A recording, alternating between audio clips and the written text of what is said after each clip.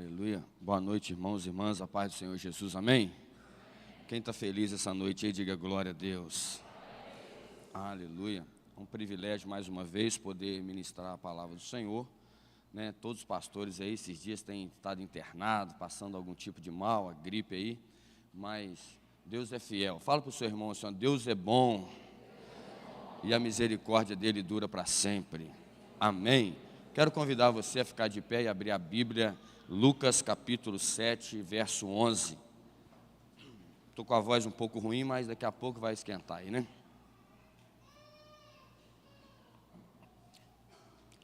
Lucas capítulo 7, verso 11.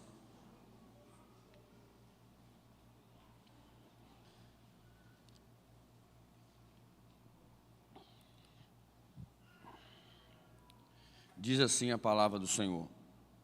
E aconteceu que no dia seguinte ele foi à cidade chamada Naim, e com ele ia muito dos seus discípulos e uma grande multidão.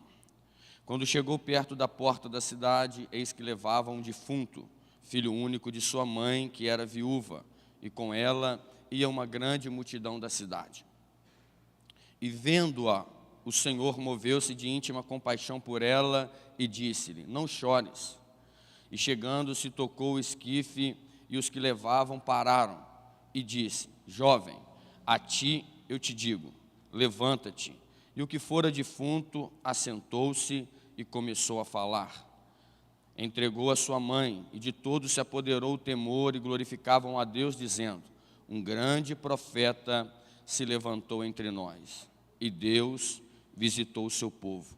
Correu dele essa fama por toda a Judéia, e por toda a terra circunvizinha, amém e amém. Olha para o seu irmão aí, por gentileza, e diga assim, ó, recebendo a paternidade.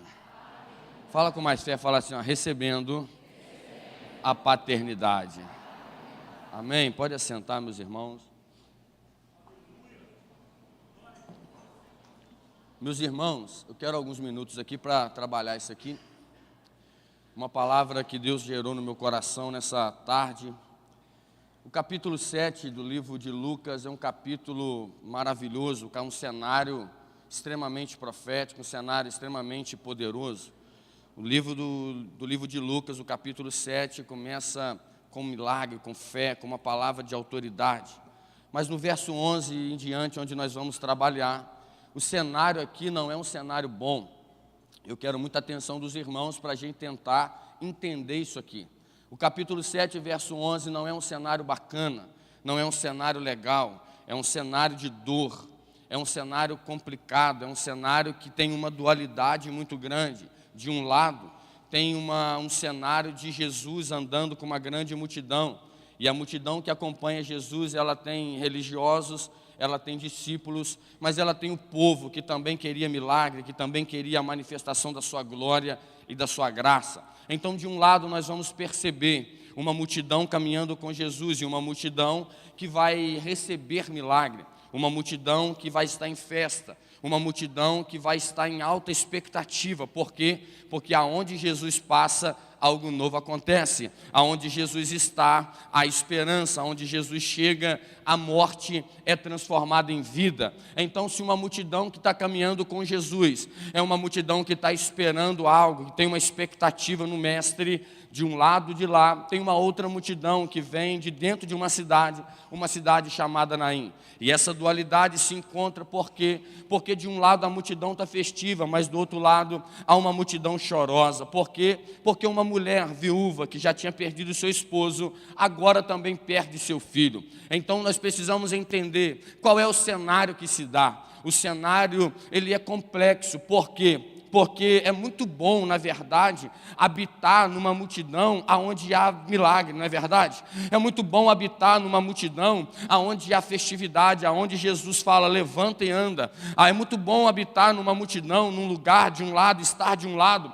onde pães e peixes estão sendo multiplicados para que a multidão seja abastecida. Na verdade, quem é que não quer entrar num culto de terça-feira como esse, de família, e receber uma palavra dizendo, a sua casa vai ser restaurada, restaurada. Quem é que não quer chegar num culto de terça-feira como esse e receber uma palavra do céu dizendo: olha, as portas do inferno, ela não vai prevalecer contra a sua casa. Então, de um lado, irmãos, tem escribas, tem fariseus, tem religiosos olhando e observando tudo que Jesus faz, para olhar e chegar perto de Jesus e dizer: olha, você está errando, você está curando no sábado, você está fazendo as coisas que a lei, você está ferindo, transgredindo a lei. Mas também desse lado tem discípulo, como eu disse, que estão, pastor Leleco, aprendendo. E toda vez que um discípulo vai aprender, ele vai aprender com o ensinamento do mestre. Mas tem um povo, irmãos, com expectativa. E eu gosto disso aqui, porque o que faz uma mensagem ser boa e profética não é somente o conteúdo da mensagem ou a desenvoltura do pregador e pregadora, mas o que? A fome do povo que quer receber. Eu costumo dizer, irmãos, e eu penso muito isso, que a fome do povo fala e toca o coração do tamanho da comida que Deus vai derramar. Quanto mais fome o povo tem, mais comida Deus manda. Quanto mais fome o povo emana, mais Deus derrama sobre a igreja. Então, de um lado, pastor Júlio, a gente tem pessoas querendo. De um lado, a gente tem pessoas olhando e falando: ele é aquele que faz, ele é aquele que pode, ele é aquele que tem, ele é aquele que move, ele é aquele que renova, ele é aquele que pode todas as coisas. Eu gosto disso aqui, por quê? Porque eu sei que nessa noite tem gente que veio aqui dizendo assim: ei, eu estou atrás de Jesus, e atrás de Jesus eu vou na terça-feira da campanha da família, porque eu creio que meu marido vai ser restaurado, eu creio que a minha casa vai ser tocada, eu creio que a minha família vai viver algo sobrenatural. É uma multidão que está caminhando atrás de Jesus, mas do outro lado tem uma multidão que está sofrendo, tem uma multidão que está aqui pela total misericórdia,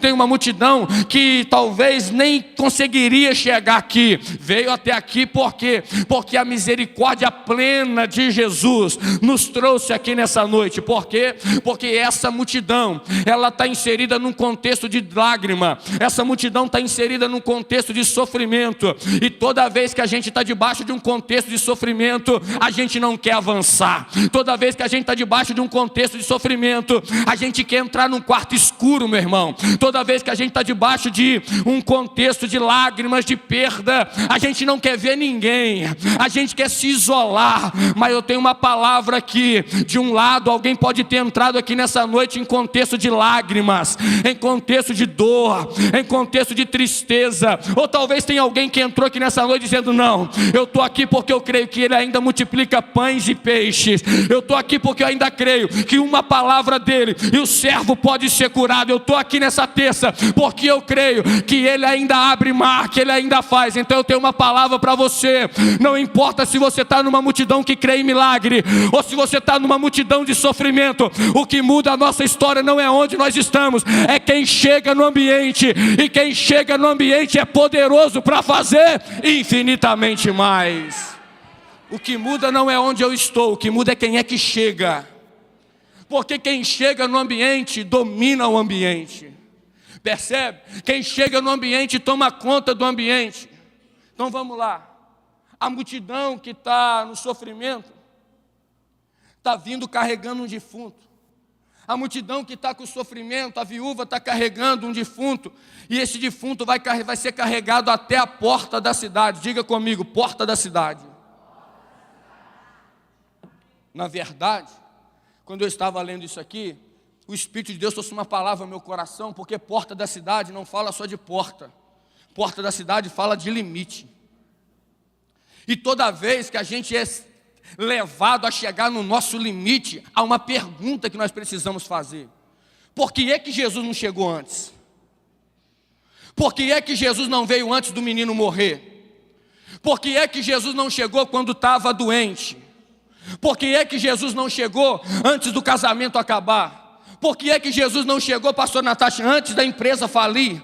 Por que é, pastor Felipe, que Jesus não chegou antes da gente desviar? Por que é que Jesus não chegou antes da depressão chegar? Por que é que Jesus não chegou antes? Porque tem dias que Jesus sabe que Ele precisa nos levar no limite, porque se nós não chegarmos no limite, a gente não dá abertura para Ele trabalhar, mas no limite a gente está sensível, no limite o nosso ego abaixa, no limite o nosso orgulho cai. Aí lá no limite, na porta da cidade, quando ela já está rumo ao cemitério para enterrar o segundo ente da sua família, Jesus se apresenta. Eu tenho uma palavra para alguém aqui. Talvez alguém entrou aqui nessa terça da família para dizer: eu não aguento mais, eu vou chutar o balde, eu estou no meu limite. A palavra é acalma. Você domina o teu limite, não é o teu limite que te domina. Jesus te levou no teu limite, não é para você cair, Ele te levou no limite para Ele ministrar uma palavra a teu respeito. O cenário é de limite, mas quem tem a última palavra é Deus. Você pode levantar sua mão. O cenário é de limite, mas quem tem a última palavra é Deus. Vou melhorar. O cenário é de limite, mas quem chegou, Ele é ilimitado. Aqui, César, o cenário é de limite, e toda vez que a gente chega no limite, a gente precisa entender. Em 1 Coríntios capítulo 10, verso 13, Deus não dá provação maior do que a gente pode suportar. Se vem a provação, vem também o escape. Você pode levantar sua mãozinha aí que eu vou profetizar algo aqui. Tem dias que Deus não vai tirar a provação, mas Ele vai ministrar o escape.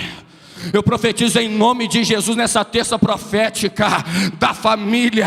Às vezes Deus não vai tirar hoje aqui a tua luta, mas Ele vai trazer o escape. Você pode receber essa palavra. Essa noite é noite para o Espírito Santo descer nessa casa mais uma vez e dizer a alguém: se prepare, porque a aprovação bateu, mas o escape vai chegar. A aprovação veio, mas o escape vai te livrar. Eu profetizo em nome de Jesus: receba o escape de Deus, receba o escape de Deus. A Bíblia diz, gente, vamos entrar aqui, a mulher está carregando o defunto, e eu pesquisando sobre isso, meditando, ela está carregando aquilo que é morto, que deveria estar vivo. É triste carregar algo morto que é para estar vivo. É triste ter que sair do lugar onde tudo estava no controle, quando tudo estava legal, e ter que carregar algo que morreu. Essa mulher está carregando algo morto, que um dia foi um sonho vivo. Eu imagino essa mulher gerando. Eu imagino essa mulher quando a criança nasce. Eu imagino essa criança correndo dentro de casa. Eu imagino a alegria em falar, em sonhar, em projetar algo para o filho. Mas de repente algo acontece que o texto não diz, mas a Bíblia vai mostrar que o menino morre. E agora ela tem que carregar, irmãos. Se carregar bagagens extras já é ruim, imagina carregar bagagem morta.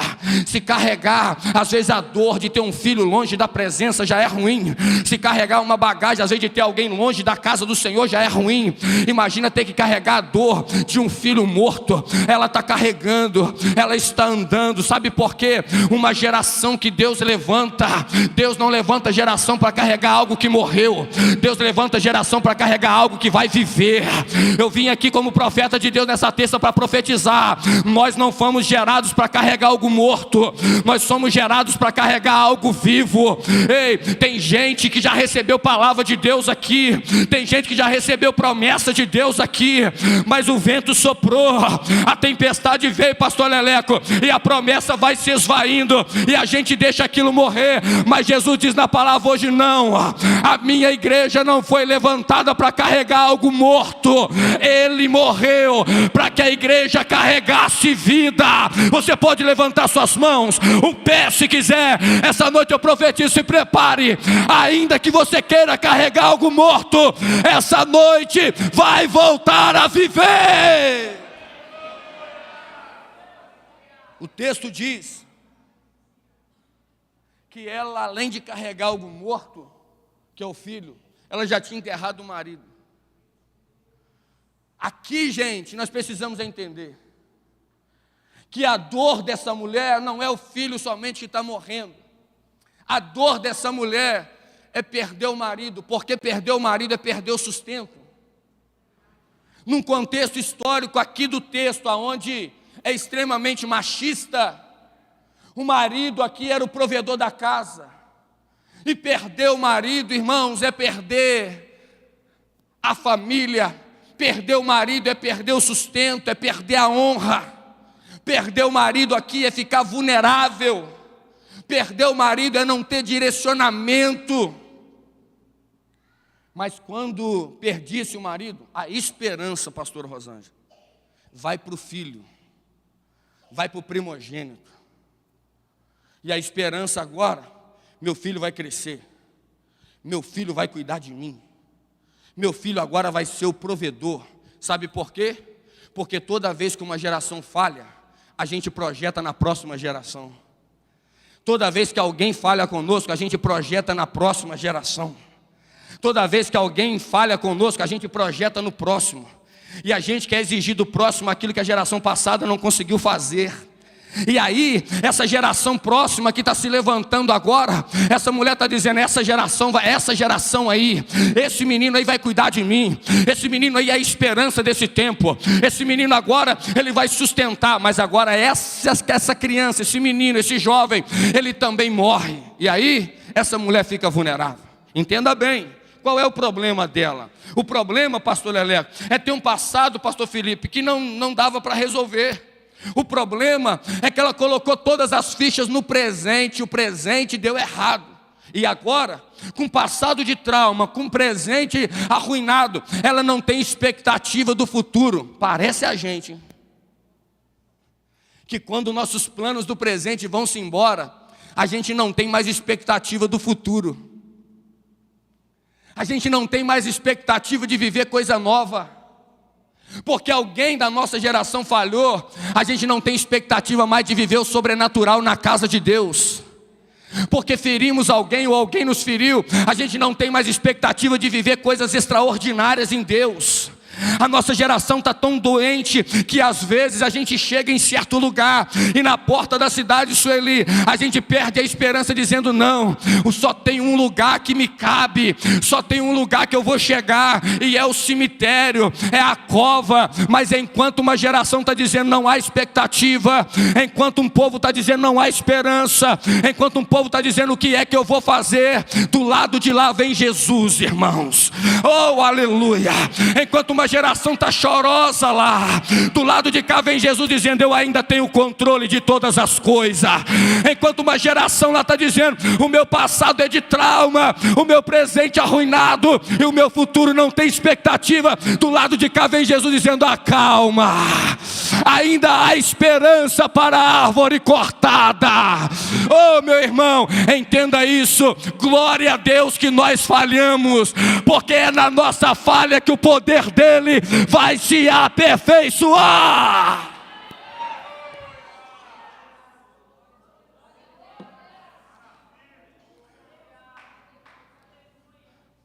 Cutuque seu irmão do lado e fala assim, glória a Deus que nós falhamos. Porque quando nós falhamos, nós mostramos o nosso limite. Mas quando Ele estende as mãos sobre nós, Ele mostra o quanto Ele é ilimitado. Nós precisamos entender que nós não estamos aqui porque somos bons, nós só estamos aqui porque Ele é ilimitado. Você pode levantar suas mãos, eu quero profetizar, nós como igreja somos uma família, mas somos ilimitados, e a gente vai fracassar, mas aquele que é ilimitado, Ele vem saltando pelos montes, o cabelo é branco como a neve, os olhos é como chama de fogo, os pés é como latão reluzente, na sua coxa está escrito Rei dos Reis, Senhor dos Senhores. Ele é ilimitado. Ele é ilimitado. E um Deus ilimitado trabalha na nossa limitação. Você tem fé para pegar isso aqui? É na sua limitação que o poder dele vai te fazer crescer. É na sua limitação que milagre vai acontecer. É na sua limitação que ele ainda vai abrir porta. Porque é na limitação. É na nossa limitação. É quando a gente diz eu não posso. Ele, opa, eu posso. É por isso que Paulo vai dizer: posso todas as coisas, porque eu aprendi aos pés de Gamaliel. Não, ele diz: posso todas as coisas, porque é Ele que me fortalece. É quando eu não posso que Ele pode, é quando eu não faço que Ele faz, é quando eu não tenho que Ele se revela. Ei, levanta sua mão aí, adora o Senhor, porque o poder dEle está sobre a igreja. Aleluia, é o poder. É o poder. Então, se de um lado tem uma crise instalada, do outro lado, Jesus aparece com a expectativa de mudança. Entenda bem, existem momentos que é necessário habitar num tempo de escassez, para valorizarmos o tempo das farturas das promessas de Deus. Tem dia que Jesus nos permite chegar no tempo da crise, para valorizar as passadas dele sobre a nossa vida. Você tem fé para receber essa palavra? Eu profetizo em nome de Jesus. Em meio a essa depressão, Jesus está chegando aí agora. Em meio a essa crise de pânico, Jesus está chegando aí agora. Em meio a essa porta fechada, Jesus está chegando aí agora. Ele está dizendo: ei, eu te coloquei no limite para a minha graça te alcançar. Gente, vamos lá. Jesus aparece, Sueli. E aí, Tainá? Quando Jesus aparece, isso aqui dá um nó na minha cabeça. Porque a Bíblia diz assim: e Jesus vendo-a, Flaviano, vendo-a. Diga comigo: vendo a mulher. Entenda bem, olha só. Jesus está vendo ela. Gente, quantas multidões tem aqui? 2, que juntas formam uma multidão maior. Como ver alguém em meio a uma multidão imensa? Porque quem aparece não é o Jesus Salvador, quem aparece é o Jesus paterno. E o Jesus que é paterno, ele chega para derramar uma paternidade poderosa sobre a vida dessa família. E qual é a paternidade que ele derrama? Ele diz: vendo-a. E a gente precisa entender o que é derramar uma paternidade quando ele a vê. É porque a gente está querendo que Jesus veja as nossas obras, mas ele não está preocupado o tanto que eu preguei, o tanto que alguém cantou, o tanto que alguém ministrou, o tanto que alguém curou. Ele está preocupado com quem eu estou me tornando. A paternidade não fala do que Jesus vai fazer, do aquilo que a gente faz. A paternidade atrai o olhar de Jesus para quem nós somos. Você consegue entender isso? Jesus não olha para ela com um olhar dizendo assim: ei, o tanto que você pregou, no nosso vocabulário aqui, que tanto que você ministrou. Não, Jesus olha para ela, olhando o sentimento dela. Porque quem nós somos fala mais diante de Deus do que aquilo que nós fazemos. E toda vez que a gente dobra o joelho para falar com Ele, não adianta chegar diante dEle com aquilo que nós fizemos. Nós dobramos o joelho para chegar diante dEle com aquilo que nós somos. Você consegue perceber isso aqui? Então, no ambiente familiar, não adianta mostrar o que nós fazemos. E uma geração órfã, porque o menino perdeu o pai, a mulher perdeu o marido. Numa geração órfã, nós somos tentados a mostrar o que fazemos. E toda vez que a gente mostra o que fazemos, a gente nunca chega onde Deus quer que a gente chega.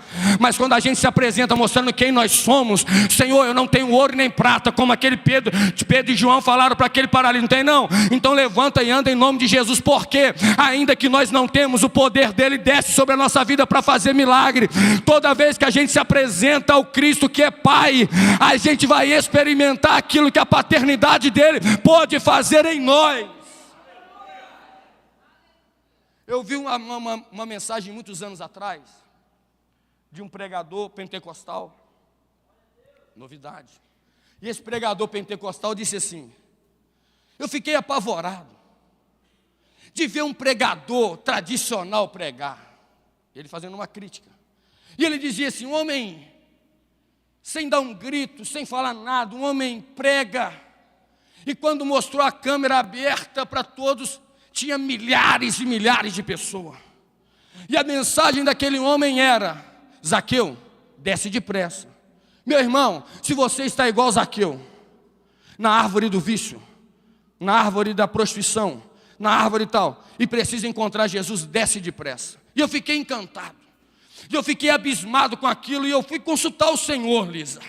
E eu falei: Deus, como é que pode eu pregar com tanta eloquência? Ele dizendo, e um pregador falando, conversando, arrebanhar tanta multidão desse jeito no apelo. E aí ele diz: surpresa minha, o Espírito de Deus falou comigo. E eu achei que o Espírito de Deus ia falar: não, meu filho. O Espírito de Deus falou assim: meu filho, é simples, porque você tem a minha presença, e ele também tem a minha presença. Mas Senhor, como assim? Você deixou a minha presença virar um laguinho, mas a minha presença na vida dele já é um oceano. Sabe o que eu entendi disso aqui? Não é o tanto que a gente prega, não é o tanto que a gente canta, não é o tanto que a gente faz, é o tanto da paternidade que é derramada no meio da igreja. Você pode levantar sua mão, não importa quem morreu, a paternidade de Deus está aqui para trazer de volta a vida. A paternidade está dizendo: eu estou te vendo. Gente, como é duro isso aqui. Eu tenho crise com isso. Como é duro isso aqui, gente. Porque quem faz quer ser visto. Quem faz quer ser reconhecido, meu irmão. Quem faz quer receber elogio, mas a paternidade está olhando ela no momento mais difícil. Sabe por quê?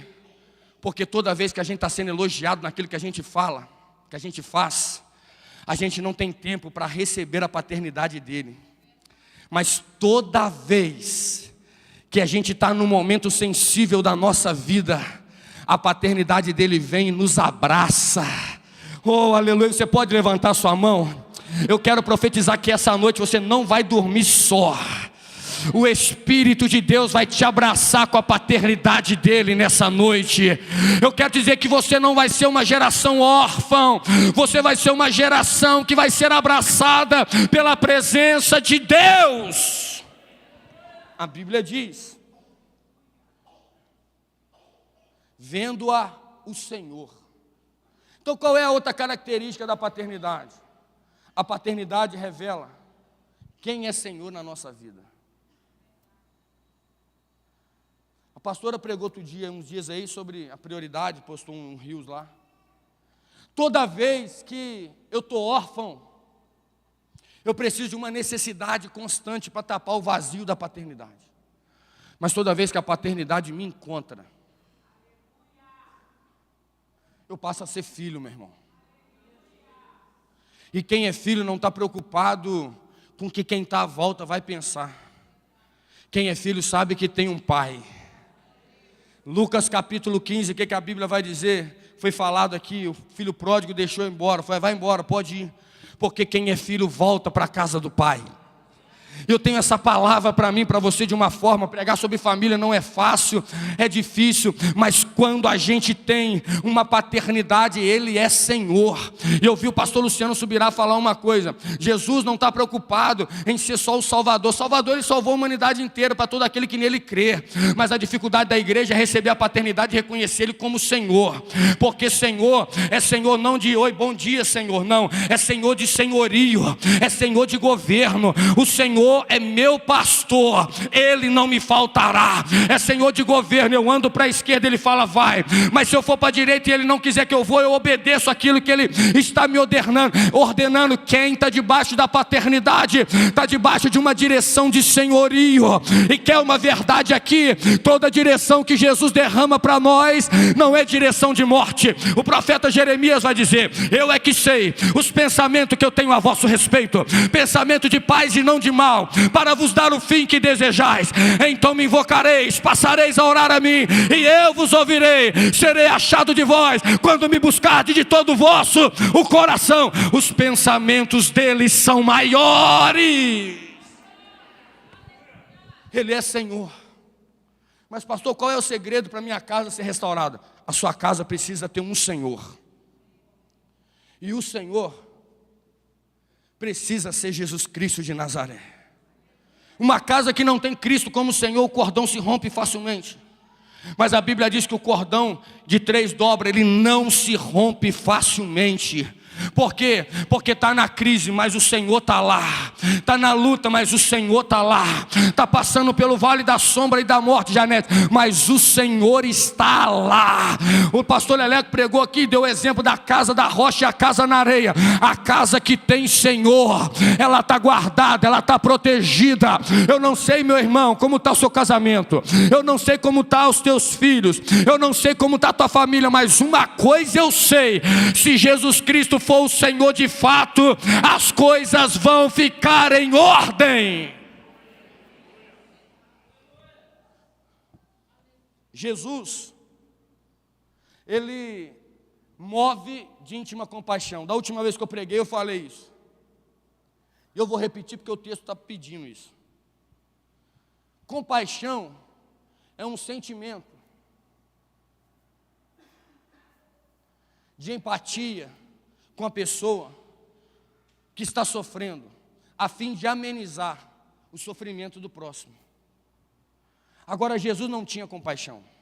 Jesus, ele se movia por compaixão. Porque compaixão é falar: nossa, coitado, poxa, eu me compadeço disso. Jesus não. Jesus, ele se move. Jesus, ele está dizendo, a compaixão que gerava dentro de Jesus fazia Jesus se movimentar. Você consegue entender isso aqui, gente? A compaixão que está dentro do nosso Senhor, ela não é uma simpatia apenas, uma empatia. Ela movimenta as águas a fim de sarar a nossa dor. Ela movimenta as águas a fim de restaurar as nossas feridas. A Bíblia diz que Jesus olha para a mulher. A Bíblia diz que Jesus move de íntima compaixão. E nessa noite eu quero te dizer, ainda que a dor seja grande demais, o Cristo que tem pés para caminhar no meio da igreja, o Cristo que tem mãos para estender e para abençoar no meio da casa, ele se movimenta no meio da igreja para dizer: eu estou me movendo, eu estou me movimentando, eu estou trabalhando para quê? Para que a igreja seja sarada, para que as famílias sejam restauradas. Eu estava conversando com uma pessoa e eu falei assim: minha irmã, e essa pessoa com um problema familiar, eu falei: minha irmã, mas lá em casa a gente não serve a Deus. Eu falei: tudo bem, não serve a Deus, não tem problema. Mas já tentou de tudo. O que custa tentar com Deus? Tem pessoas buscando solução em tudo, mas não deixa Jesus entrar e trabalhar. Tem pessoas buscando solução de norte a sul e de leste a oeste. Pare de buscar solução de norte a sul e de leste a oeste. Busca solução no céu. Porque toda vez que o céu se abre, a terra treme. Toda vez que o céu se abre, a boca de Deus fala, meu irmão. Toda vez que o céu se abre, a palavra do Senhor é revelada. E quando a palavra do Senhor é revelada, uma geração é sarada pelo poder da palavra. Aqui eu vou te falar uma outra palavra da paternidade. Jesus olha para a mulher e diz assim: não chores.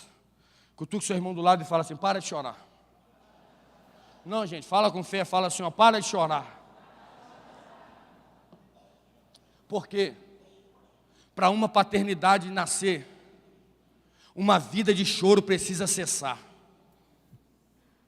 Para uma paternidade ser gerada, uma vida de lamento precisa cessar. Deus não derrama paternidade para quem quer viver uma vida de choro. 1 Samuel capítulo de número 30, Ziclag é saqueada, as portas queimadas a fogo, tudo de mal a pior. Mas de repente a Bíblia diz: Davi chorou, o povo queria apedrejar. Depois de Davi chorar em alta voz, a Bíblia diz assim: Davi manda chamar o sacerdote, manda trazer o éfode, manda consultar o urim e o tumim. E Deus, eu vou partir para a guerra para recuperar o que é meu ou não? Deus fala: pode ir, Davi, porque você vai recuperar. Sabe o que é? Só tem vitória para conquistar coisas novas aquele que está disposto a largar a vida de lamento hoje, hoje a sua casa só vai ter vitória se hoje você levantar e falar: Deus, eu vou parar de chorar, eu vou parar de reclamar, eu vou parar de murmurar. Por quê? Porque a tua paternidade está sobre mim, e se o Senhor está comigo, Senhor, maior é o que está com a igreja do que aquele que está no mundo. Eu estou com o seu irmão do lado, eu vou fazer isso aqui, mexe com o seu irmão do lado e fala assim: para de chorar, porque a paternidade de Deus vai te encontrar. Quando Deus desce com uma palavra, as lágrimas precisam cessar. Ele diz: não chores. Você já imaginou, gente, quantas pessoas já falaram para essa mulher não chorar? Olhe para cá, olha aqui. Vocês já pararam para pensar quantas pessoas disseram para ela: não chores quando seu marido morreu? Meus sentimentos, meus pêsames. E o marido foi enterrado. Quantas pessoas, Débora, chegou para ele, falou para ela e falou assim: ei, meus pêsames, meus sentimentos, não chore, mas a alça do caixão está carregando o filho. Sabe o que eu aprendo aqui? Choro não ressuscita ninguém. Sabe o que eu aprendo aqui? Choro não muda a vida de ninguém. Sabe o que eu aprendo aqui? Choro não transforma a família de ninguém. Mas pastor, é normal chorar. Tá bom, meu irmão, chora um dia, chora 2 dias, chora uma semana, chora 30 dias. Mas quando acabar o tempo do choro, levanta, arranca a roupa do choro, coloca a roupa de profeta, coloca a roupa de profetisa e diz assim: peraí, até agora eu chorei, mas agora eu vou viver aquilo que Deus tem para a minha vida. Ei, teu esposo te largou, te abandonou, veste roupa de profeta, porque ainda que ele te largue, Deus estará contigo. Para de chorar. Às vezes a gente chora por coisas que não merecem as nossas lágrimas. Aqui no caso, lógico, merecia um filho. Mas às vezes a gente fica tão agarrado em chorar por coisas e a gente perde o foco daquilo que Deus nos chamou. Todas as vezes que as lágrimas for maior do que o meu tempo de alegria, eu vou me perder em meio às crises. Mas quando Jesus aparece, Ele está dizendo: ei, cessa as lágrimas, porque eu estou aqui para estabelecer um novo ciclo. Para Deus estabelecer um ciclo de paternidade, é necessário encerrar o ciclo da tristeza. Para Deus estabelecer um ciclo de vitória, é necessário a gente largar as derrotas do passado.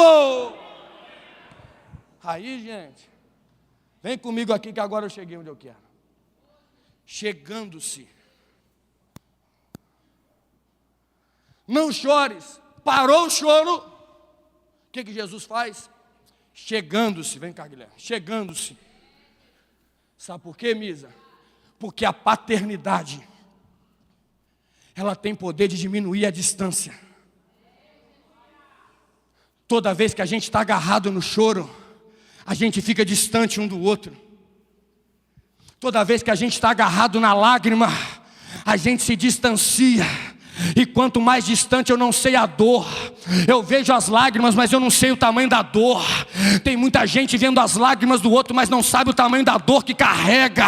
Mas quando eu me aproximo, eu não estou preocupado com a lágrima, eu estou preocupado em sarar a tua dor, e você também sarar a minha. Deixa eu liberar uma palavra aqui em nome de Jesus. Órfãos se distanciam, mas filhos se aproximam. Eu quero convidar você a levantar suas mãos, porque o tempo que Deus está estabelecendo aqui não é um tempo de orfandade, é um tempo de filho que está dizendo: nós vamos nos aproximar. Dá uma olhadinha para o seu irmão aí, por favor, irmãos, e dá um sorriso para ele de profeta, e fala assim: ó, você está bem? Fala para ele: você está bem? Quantas vezes a gente entra aqui e não conversa com ninguém, mas quando Jesus se aproxima, Ele está dizendo: mulher, tem muita gente chorando com você, mas pouca gente se importando. Tem muita gente chorando do teu lado, ó, tinha até as carpideiras que eram pagas para chorar, mas pouca gente disposta a pagar o preço por você. Tem muita gente colocando roupa preta do teu lado, óculos escuros para não ver o inchaço dos olhos, mas quando chega em casa não está preocupado com a tua dor. Mas Jesus aparece dizendo: eu vim aqui para te dizer, eu não tenho roupa preta, eu tenho roupa branca. Eu não estou preocupado com a tua lágrima, eu estou preocupado com a tua dor. Mas deixa eu te dizer, mulher, eu sou o Jeová Rafa, o Deus que cura. Órfãos se distanciam, filhos se aproximam. Você pode levantar sua mão, eu vou profetizar. Uma geração de filhos vivendo a paternidade de Deus vão se aproximar. Eu profetizo em nome de Jesus. Não se escandalize se depois dessa campanha o Espírito Santo te envolver, a graça de Deus te renovar, e ao invés de ficar sozinho, você querer se envolver. O que é isso? É que era órfão e passou a ser filho. Filhos se aproximam. Depois que há proximidade, irmãos, eu tenho capacidade de fazer aquilo que eu não queria fazer. Depois que há proximidade, eu tenho condição de fazer aquilo que eu não tinha condição de fazer antes. Porque uma coisa é eu ver, uma outra coisa é eu me aproximar, que é a verdade. Outra sou eu tocar. E a Bíblia diz: e tocou o esquife. E tocar na dor do outro não é mole, gente. Tocar na dor do outro, tem que ter coragem de tocar, mas também ter coragem de ser a cura. Consegue entender isso? Porque tem gente que até toca na dor, mas não tem poder em Deus para curar. Tem gente que até toca na dor, mas não tem graça de Deus para curar. E aqui, ele toca. E sabe o que é interessante? Quando ele toca, o povo para, pastor. E aí, pastor Felipe, quando o povo para, veio uma palavra no meu coração aqui do pastor Davi, que pregou aqui no Hope. Para uma geração receber a paternidade, para uma geração mais nova receber a paternidade, uma geração mais velha precisa parar. Porque não é o tanto que a gente corre que vai atrair a paternidade. E uma geração mais velha com trauma, uma geração mais velha com tantas coisas que achamos assim assado, precisa parar para que Jesus toque uma geração mais nova. Quando eu falo parar, eu não estou falando de abandonar, eu não estou falando de largar. Eu estou falando o que Jesus Cristo disse para Marta e Maria: Marta, você está fadigada com muitas coisas, mas uma coisa só é necessária. E Maria escolheu a melhor parte e não será tirada. Maria parou aos pés de Jesus. E toda vez que eu tento, Lisa, resolver as coisas com a minha força, toda vez que eu tento resolver as coisas com o meu intelecto, eu estou atrapalhando o agir de Jesus. Mas toda vez que eu paro, eu dou condição de Jesus tocar em quem Ele precisa tocar. Talvez nessa terça profética você veio aqui para receber uma palavra de glória a Deus e aleluia, mas Deus tem uma palavra para mim e para você dizendo: é hora de parar de agir na nossa força, na nossa naturalidade. Para quê? Para que o braço dele seja estendido e possa tocar no nosso meio. Irmãos, como Deus tem sido gracioso conosco. O Hope foi uma glória de Deus. Os cultos têm sido uma presença poderosa. Mas sabe o que é isso? É o braço de Deus estendido querendo tocar mais e mais. Amém? Você crê nisso? Amém ou não amém? É o braço de Deus estendido para tocar a minha vida e a sua. E aqui, quando uma geração traumática, morta, precisa parar para que uma geração órfã seja tocada pela paternidade de Deus. Esse jovem perdeu o pai. A figura paterna foi embora. E tem muita gente, irmãos, que não perdeu o pai fisicamente, na figura do homem, mas a esposa está sobrecarregada. E que é uma verdade aqui de família. Fala comigo assim, vai doer. Não, gente, fala forte, pelo amor de Deus. Fala assim, ó, vai doer. Mas vai sarar. A figura do homem tinha se perdido, mas a figura da mulher ficou sobrecarregada. O triste é saber que no nosso tempo muitos homens não assumem o papel de um homem dentro de casa. Aqui vai doer. O triste é saber que muitos pais não perderam a vida fisicamente, graças a Deus por isso. Mas tudo que o filho precisa resolver, quando vai pedir o pai, fala com a sua mãe. O triste é que muitas mulheres têm que assumir papel de pai e mãe, porque o pai é negligente. Porque o pai não está cumprindo o que deveria cumprir. Porque o pai não está se levantando. Porque quando a pastora pregou aqui um tempo atrás, ela falou com muita clareza que 70% é as mulheres que fazem. Por quê? Porque uma geração paterna está se perdendo, meu irmão.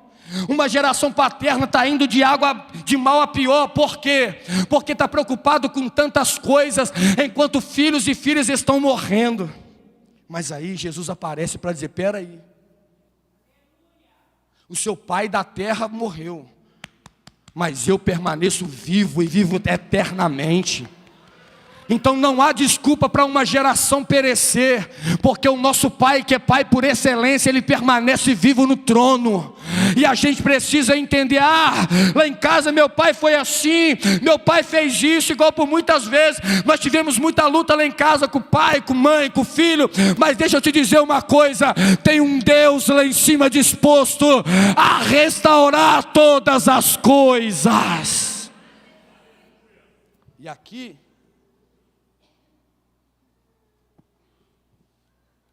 para uma geração que acostumou a carregar a morte, Jesus diz, não chores. Para uma geração que viveu órfão, Jesus diz, levanta. Eu não sei qual é o contraste que a gente vai viver hoje aqui. Para quem está acostumado aqui dentro a carregar a morte, a palavra hoje é não chores, porque o tempo de chorar acabou. Mas se tem alguém aqui dentro que ainda é órfão, a palavra é levanta, porque o tempo de orfandade também foi embora, agora é tempo de paternidade. Você pode mexer com o seu irmão do lado e falar assim, ó, para de chorar e levanta. Levanta e para de chorar. Por quê? Porque se você parar de chorar hoje e levantar, o extraordinário de Deus vai acontecer.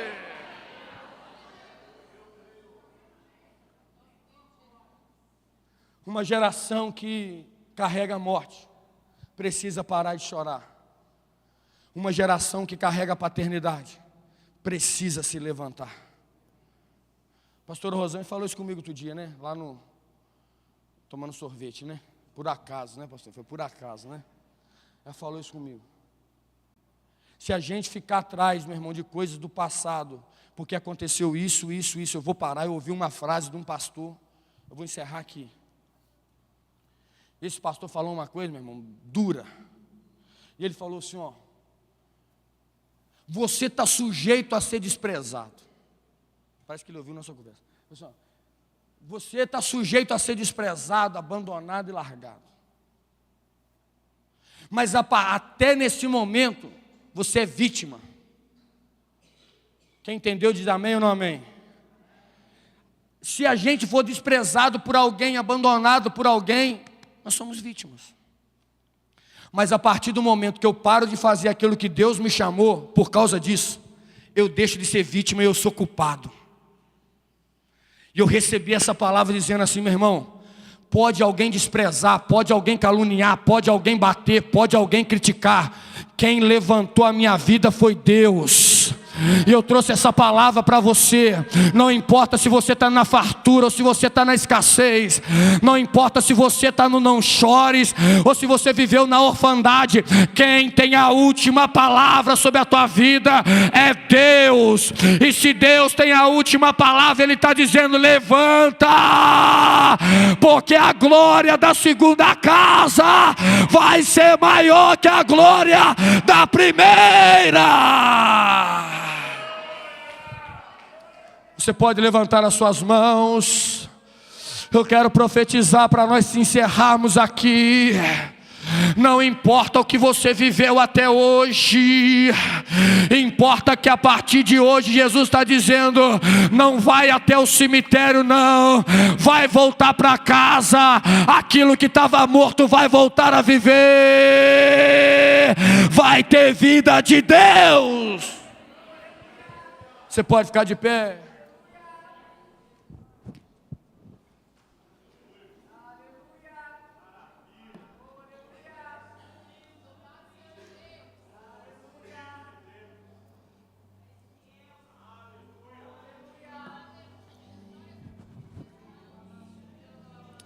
Uma geração precisa ser tocada.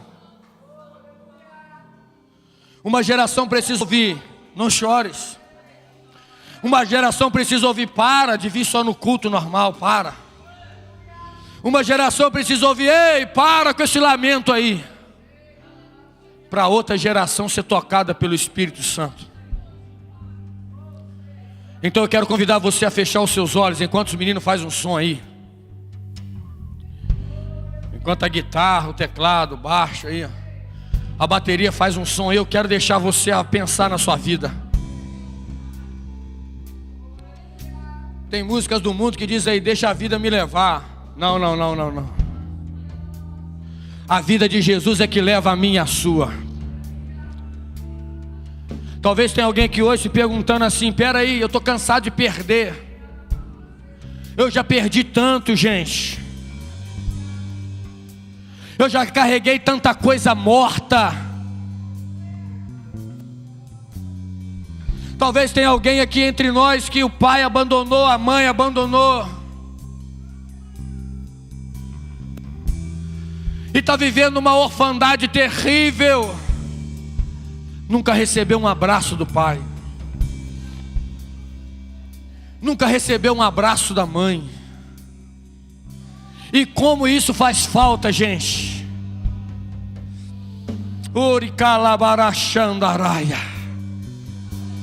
Como faz falta receber um abraço do pai. Como faz falta receber um abraço da mãe. Como faz falta receber o acalento de quem nós amamos.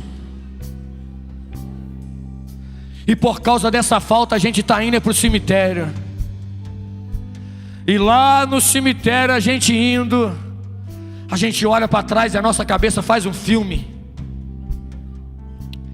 E não é um filme de curta-metragem, é longa-metragem. E diz assim: eu venho sofrendo desde lá de trás. Eu já tentei aqui, deu errado. Eu já tentei lá e deu errado. Eu já tentei de todas as coisas.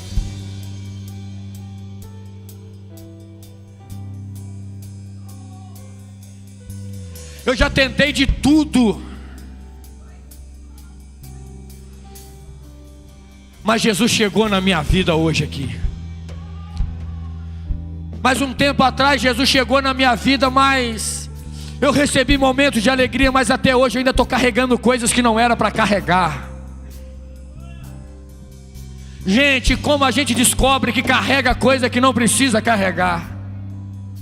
Então enquanto os meninos aqui, as meninas fazem um som aqui, eu quero convidar você a sair do seu lugar e vir aqui.